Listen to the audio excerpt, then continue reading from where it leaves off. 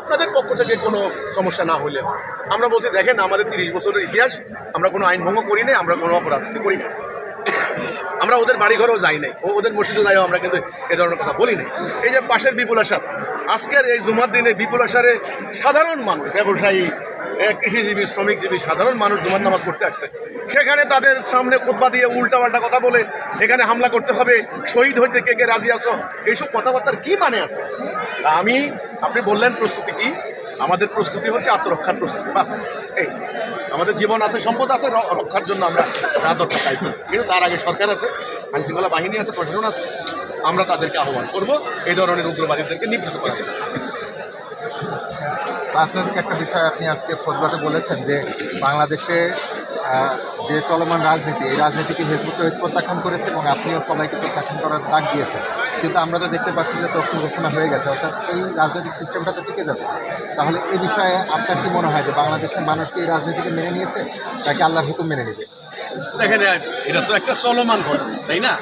আপনি যদি আপনার মানে ব্রিটিশ আমল ধরেন, তাহলে 80 বছর, 1-2 বছর কম হতে, 80 বছর হতে চলছে। এই রাজনীতি প্র্যাকটিস করে নাই, করেছে। দেশ স্বাধীন হলো মানে পাকিস্তান থেকে আমরা 54 বছর এই রাজনীতি হয়েছে, সরকারি দল বিরোধী দল জোট ক্ষমতা আসে যায়, হয়েছে। আমরা বলেছি যে চলমান রাজনৈতিক ব্যবস্থা সিস্টেম, এটা ব্রিটিশ আমলে তৈরি করা মানুষের তৈরিতে মানুষ শান্তি আসবে না, এটাকে বাদ দিয়ে আল্লাহ দেওয়া বিধান কায়েম করতে হবে, সেই রূপরেখাটা আমরা তুলে ধরেছি। এখন আমি দেশের আইন মান্যকারী নাগরিক হিসেবে, আল্লাহর মুমিন বান্দা হিসেবে আমি এটা বলতে পারি, আহ্বান করতে পারি।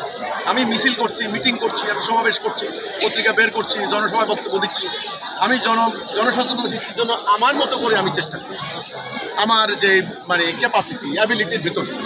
এখন আপনি যে বললেন নির্বাচন তো ঘোষণা হয়ে গেছে, তফসিল ঘোষণা হয়েছে, হ্যাঁ নির্বাচন হতে পারে, নির্বাচন হবে, তার মানে এই নয় আমি একেবারে ভোট কেন্দ্রে যাই আর নির্বাচন হতে দেবো না, না, এই ধরনের কর্মসূচি আমার নাই।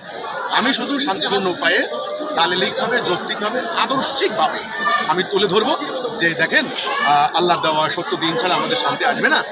আল্লাহর দেওয়া দিন কায়েম করার পরে রাসূলুল্লাহর ওই 1000 বছর আগে কী শান্তি হয়েছিল আপনারা জানেন, এটা আমি তুলে ধরতে পারি।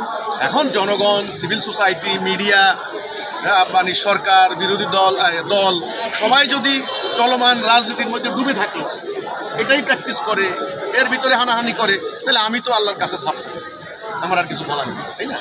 তো তফসিল ঘোষণা হয়েছে, অতীতেও হয়েছে, হবে, সামনে নির্বাচন হয়ে যেতে পারে, হবে, কিন্তু শান্তি আনতে পারবে। শান্তি আনার গ্যারান্টি হচ্ছে আল্লাহর দিন।